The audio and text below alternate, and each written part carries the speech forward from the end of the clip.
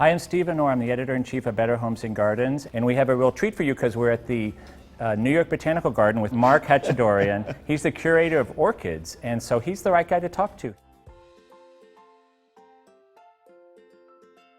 So we're going to now talk about some practical stuff about how to have success with orchids, because that's the hard part for everybody, is how we probably once in a while been given an orchid, or we bought one on a whim and then we loved it.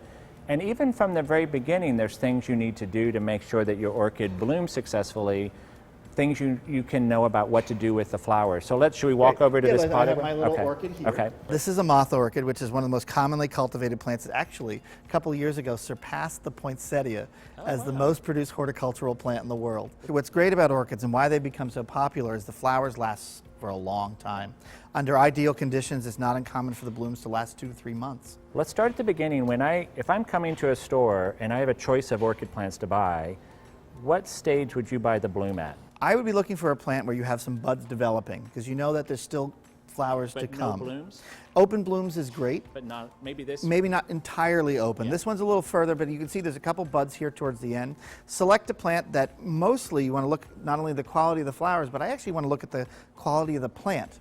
You want to make sure that the leaves are firm, they're not hanging and look dehydrated, because that way you know that plant still has a lot of strength to keep those flowers going for a long time. So if you're in a store and this is a bit withered, it's probably might want to choose a different one. So you've got to kind of look past the flowers and look more towards the health of the plant, because of course a healthy plant will have longer lasting blooms than one that's starting to get dehydrated and might have not had the best of care. And if you're a new gardener, most gardeners know when you're going to the nursery or the store that you really want to buy a plant that's going to give you the most bloom and enjoyment. And so you don't necessarily want to buy the one that looks so amazing and perfect. You want to get the one that's on the early side with the more buds than flowers, so that you have a longer experience with that. Because sometimes when you're a new gardener, sometimes you just buy this thing that's in full bloom that looks amazing, and then in 2 weeks it's all done. With the orchids, you want to make sure that first thing you do when you leave the store is that you protect the plant. You don't want to bring this plant out into the cold, even if it's a short trip.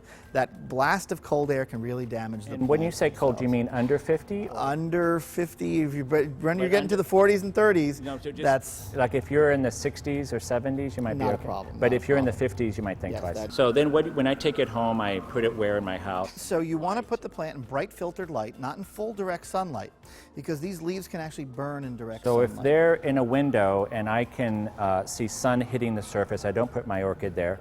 And how do I know bright and direct light at home? One of the best ways is to look at the shadow. Yeah.